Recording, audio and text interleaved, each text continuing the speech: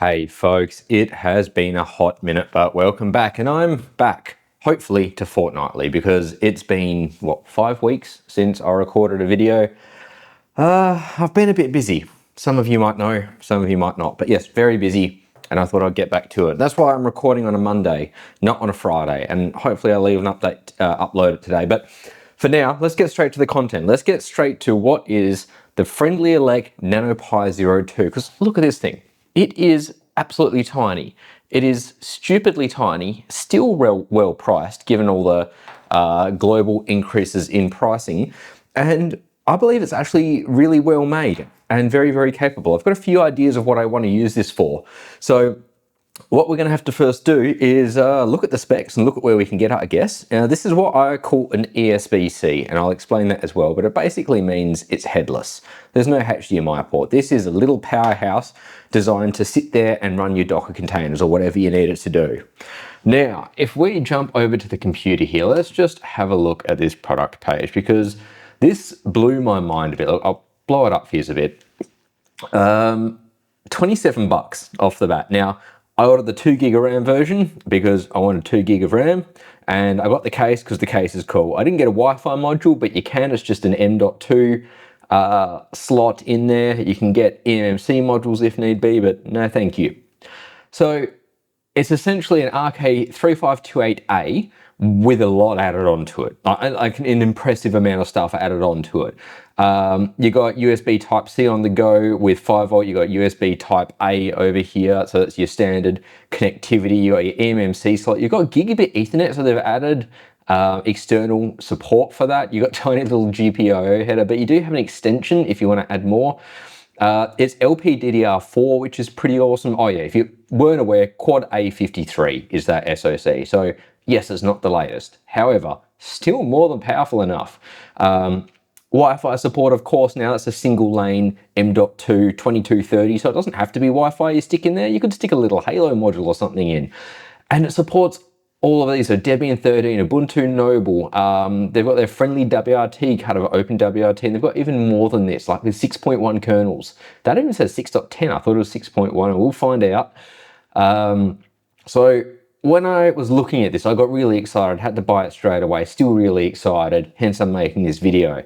This little panel that you're seeing here, we will look at it again in person, that's not metal, that's where the Wi-Fi antennas would go, which I think is quite nifty.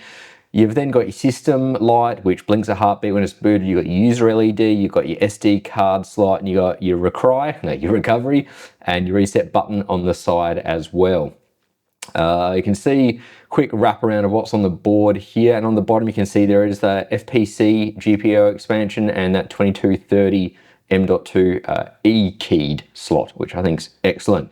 So we've got this cracker form factor, 45 by 45 mil. Now, just to jump back to wherever I was before, if you weren't too sure about what I meant by SBC earlier, this is a GitHub repo where me, and I've involved Claude because can't be asked writing anymore, have started been working on these taxonomies because SBC just doesn't say enough anymore. It's worth breaking down things because you got your system on module and your CM form factors. You've got what I'm calling an eSBC, so still runs a full Linux, but doesn't have a HDMI port, might have DSI or something. And you might have that cracker form factor, as I'm calling it. Or there's also the gumstick variant or the stamp variant, like your Mango Pies. Then ESBs that don't run a full Linux. They don't have an MMU or anything like that. So yeah, look, I'm building this out. I'd love your input. Feel free to open up some issues, but this makes it a cracker form factor eSBC, and 45 by 45 mil is pretty small. If we jump back here, I've got a Sharpie for comparison next to this thing, and it is the size of the Sharpie lid, which is phenomenal. So impressive to say the least, very tightly put together. You got your standard ARM Mali 450 GPU, 4K decoding. I'm pretty certain it does 1080p at 30 or 60 encoding. LPDDR4. Now this is really good to see as well because low power, but DDR4 you're not seeing as much, especially now with the memory crunch. DDR2 and 3 are quite slow, especially when you've only got a 16-bit bus. So this makes a world of difference. Only up to 2 gig though. Worth being aware of, but it's got eMMC, so you can of course expand that with some flash swap there.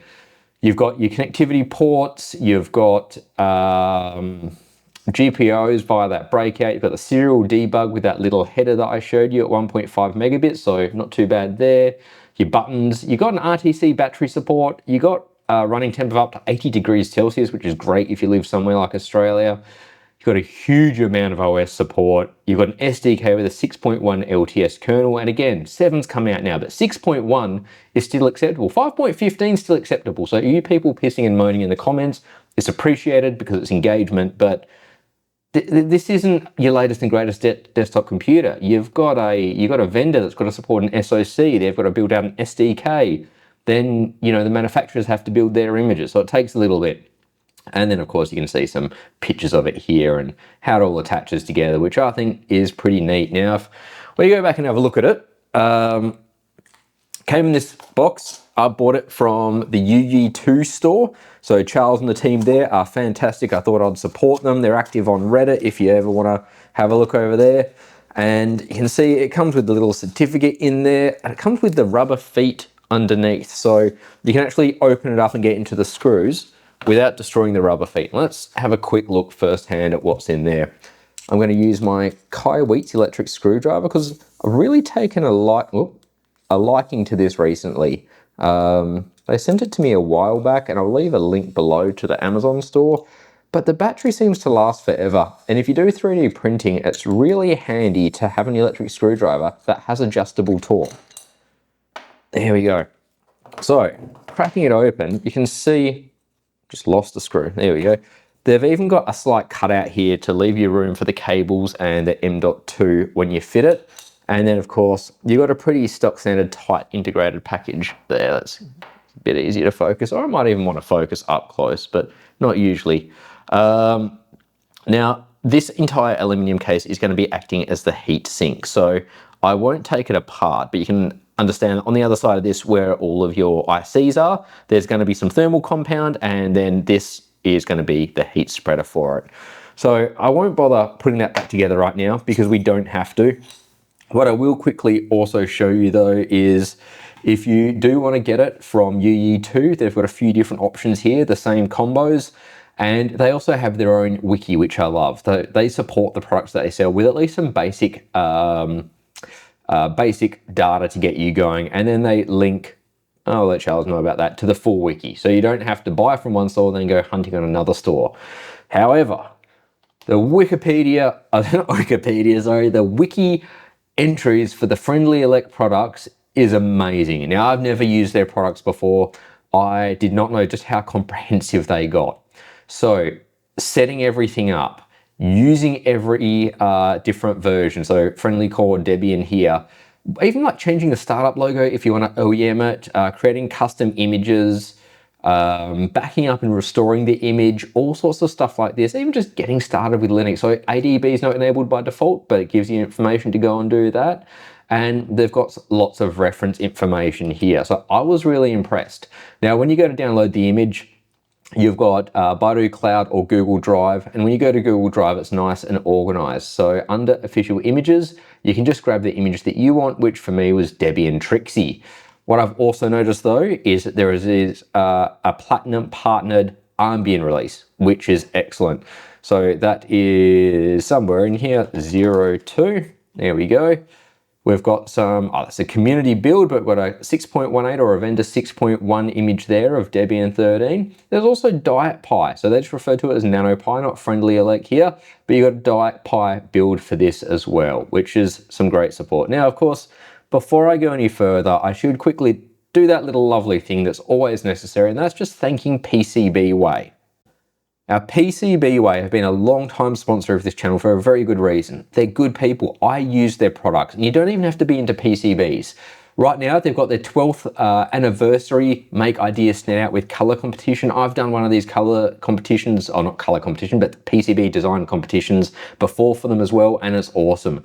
You always win stuff, and if you sign up with the link below, not only will you get $5 off your first order, which can be some PCBs and just pay shipping if you want to do some prototyping, but you can also just join in the fun here, get yourself some coupons, have a look at what's available, and be part of this community that's really growing. Now, if you're not into PCBs, they also do 3D printing with an amazing amount of materials, including metals that you can get it printed with. So if you want 3D printed aluminium, stainless steel, stuff like that, insane. You can get it done. You can get CNC machining, all of that.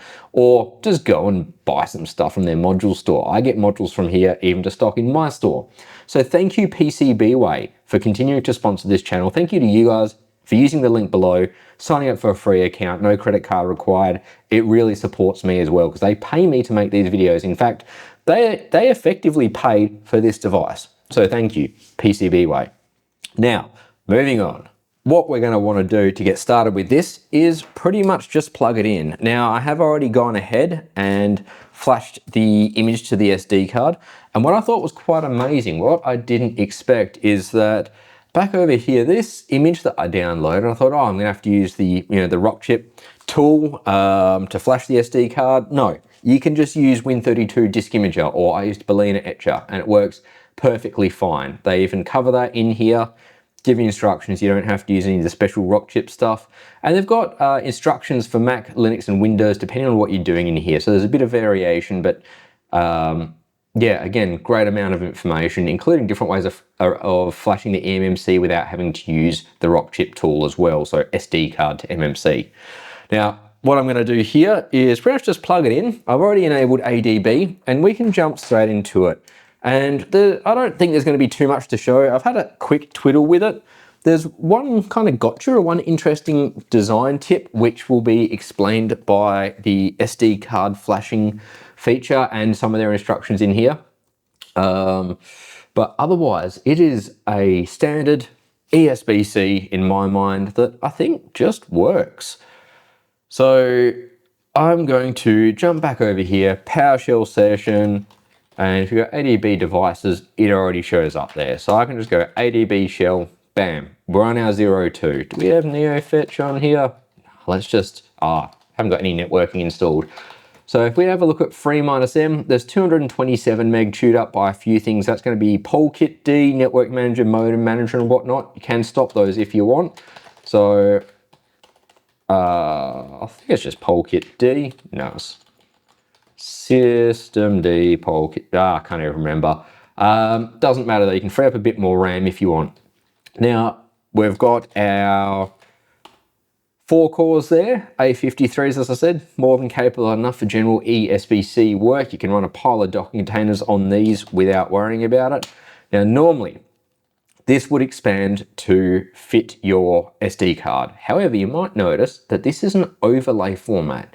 So they're creating a different style of SD card image, and I've tinkered with it a little bit. So mine didn't expand, but if you just flash the SD card, first boot, that's going to expand and it's going to use your whole SD card as you'd normally want. Why I tinkered with it, I will get to shortly.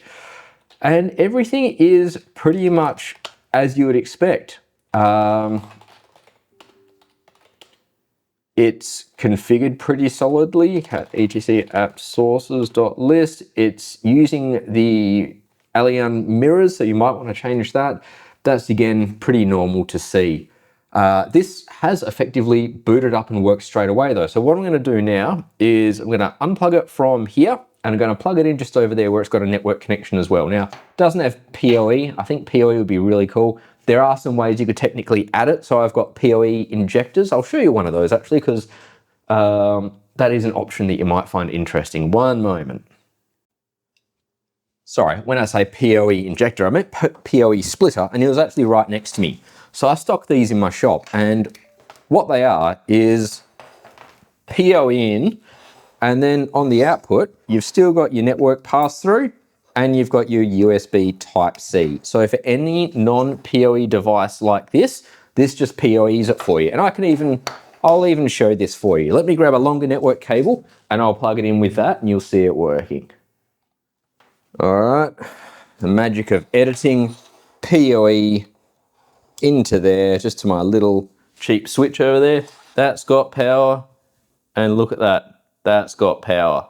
So in a moment, once this starts flashing, that'll be online, and we should be able to SSH to it. So we'll switch screen back to here.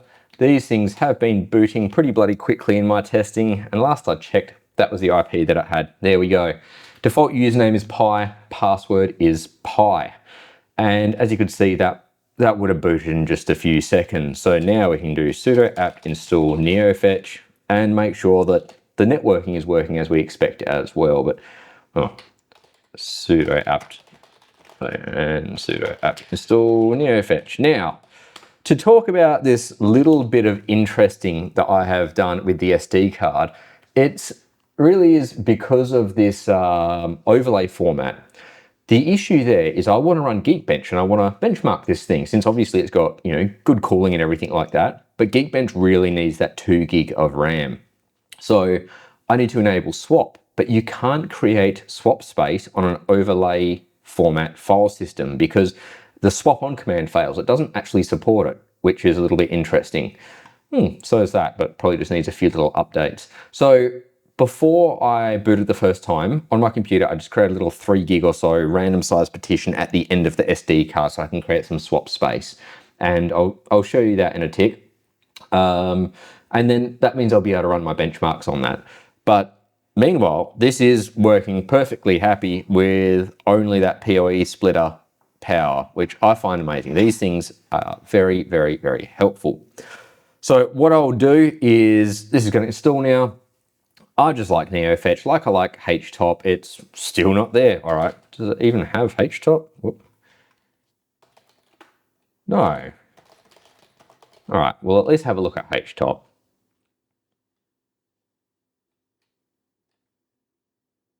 Nice and quick.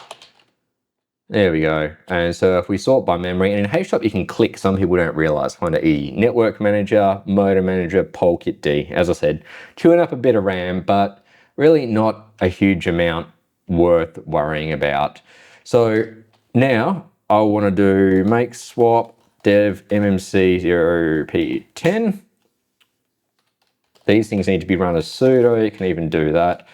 And we can just go swap on dev eMMC block 0p10. Now I could write the fs tab entry for that if I wanted to. I don't need swap the entire time. There we go. So you can see you've got about 4 gig of swap there. And I want to do sysctl vm.swapping. Can't type today, can I?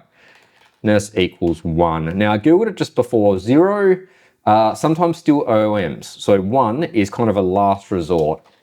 And then I might as well start this one whilst I'm here. We will be running Geekbench 5.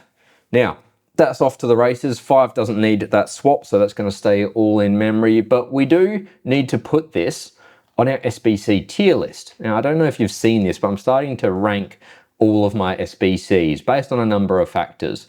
So I've just added some new features where you can filter by the vendor recently. So you see, I get through a few Luckfox boards. And this, of course, links to the shop and the YouTube channel. But this is me keeping track of what's where and what I thought of it and everything like that. So we should probably put this thing on the SBC tier list. Now, the way I rank it, first of all, is price and availability. So it's pretty cheap, and it's available from at least 2 places. That's YouYeeToo and NanoPi directly. I think that's quite good, and there's plenty of stock available. So I'm going to give it 4 out of 5 for that. I don't stock it at the moment, but I'll definitely consider it if you think it'd be worthwhile. Next is the features and specs. So form factor, cracker, standard, excellent, I like it. The features, so CPU, RAM, eMMC, GPU, Wi-Fi, Ethernet, GPIO. So it's kind of got all of that, especially the Ethernet. It wins points there. It has the GPU, doesn't have HDMI because it's an eSBC. That's understandable. It's got onboard eMMC and it's got SD card support, so you've got lots of options there. It supports an RTC battery, and you can't see the connector on this side, so you would actually need to fully take it apart. I'm finding that more and more important these days. 4K decoding if you want to use this for your cameras, and no PoE support, but easy to add. So for features and specs, even though it's a little bit older, the age is offset by the price because you're not buying a everyday desktop computer, you're buying an embedded SBC here. So I'm going to give that 5 out of 5. Next up, documentation. So ease of navigation, fantastic. Clear language, yep, didn't have an issue with it. Mac, Windows, Linux covered, yes. And do they have GitHub? Let's actually quickly check. Is any of their stuff on GitHub? So They've got Alpine Linux and Friendly WRT images on GitHub, which is excellent. They've got, they've got their own GitHub repo with some of the stuff there. In fact, they mention GitHub 22 times in this, including the U-boot repo, the kernel repo, and more. So that's a big win there. I'm going to have to give them 5 out of 5 for their documentation and support there. Next, we want to look at the software images and the firmware. So the variations, the libraries, the SDK, the update frequency, the kernel version, and if there's third-party images. Well, yes, they have a lot of variation. They are using the C standard library for most of them. It looks like there's some embedded ones there that might use Musl or UClibc. The SDK is available, and they've augmented the standard Rockchip SDK with some good stuff, it looks like. Of course, like, you know, the SD card format. It is kept up to date from what I could see and from what you saw as well. It's using a newer kernel from 6.1 to 6.10, which is more than new enough because it's still fully supported. And there are third-party images from Armbian and DietPi. Plus, of course, they share other people's third-party images. So 5 out of 5 for that. Next up, we have performance and reliability. So general use, no performance issues. Copying to and from, 0 issues either. I should say you shouldn't run swap on an SD card, by the way, bad juju. Technically some good quality SD cards support it, but most don't. You'll kill them, but good to be aware of. GPU, Mali 450 as much as can be expected there. It didn't crash once. The fact that the design accommodates Wi-Fi is excellent, and to use the entire thing, it was really easy as well. So I'm going to give that 4 out of 5. Reason being, I might bump it up a bit, but the benchmark hasn't finished. So if it benchmarks and it's just starting to warm up and it beats other benchmarks with quad-core A53s, I'll bump that to a 5 out of 5. If it's at the bottom of the A53s, the quad A53s, it will go down to a 3. But for now, I'll give it a 4. Lastly, accessories.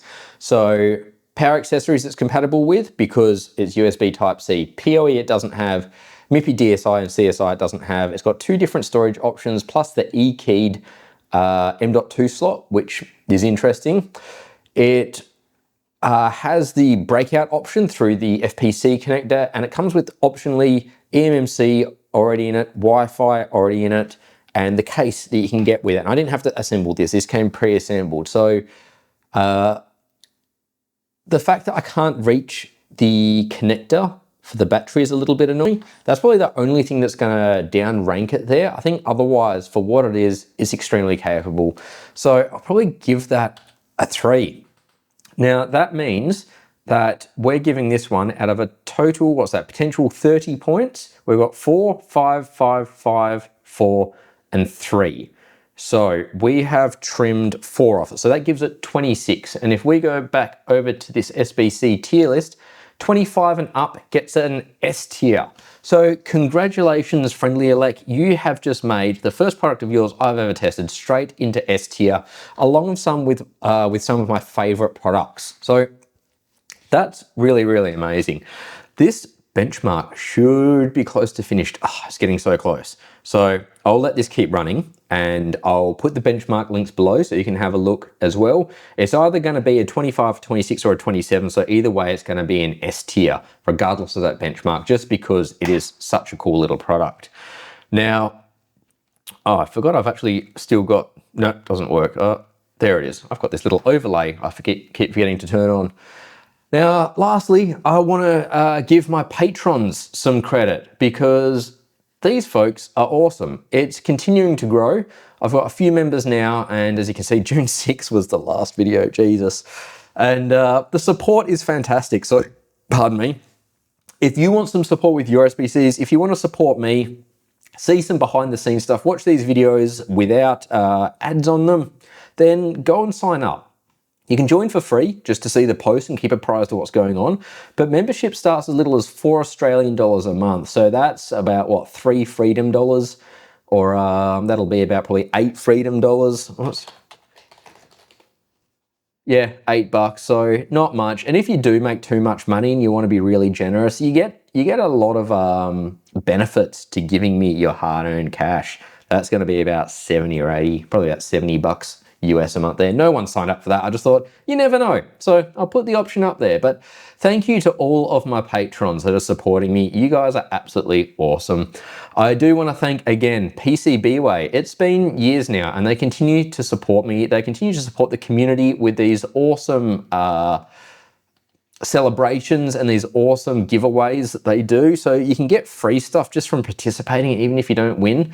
And yeah, they make this channel happen. Hugely appreciated. And then lastly, really, thanks to all of you for liking, subscribing, the stuff down below that I keep forgetting to tell you to do, but some of you do it and it helps. Now, not many of you do subscribe. It's a ridiculously low amount. So please, please do if you can. This channel is still slowly growing.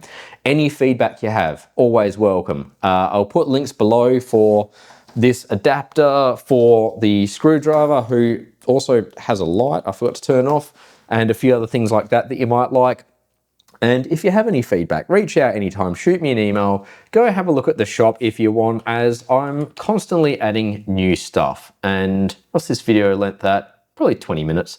Some of the latest stuff I've added, I've got to make a video about soon, but the Xerxes CM4 sleds that are designed by Rapid Analysis, Dr. Rob Newport. Really, really cool Kickstarter campaign, and there's some cool options there. So more on that coming soon. Until then though, yeah, still adding more stuff, as you can see, constantly, including heaps of USB Type-C adapters, power adapters, more ESP32 stuff. All the stuff I tinker with, I buy stock of and add here. So I'll love yous and leave yous at that. Don't forget to go and check it out. Get yourself one of these if you want them. I think they're awesome, and this is going to become another little Docker host in my ever-growing collection. Thank you, I guess, FriendlyElec, for making such a cool product that is obviously so very capable.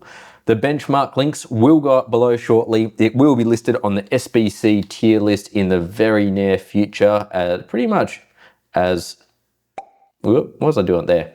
As soon as it's ready. And I'll see you guys in another 2 weeks or so. Take it easy.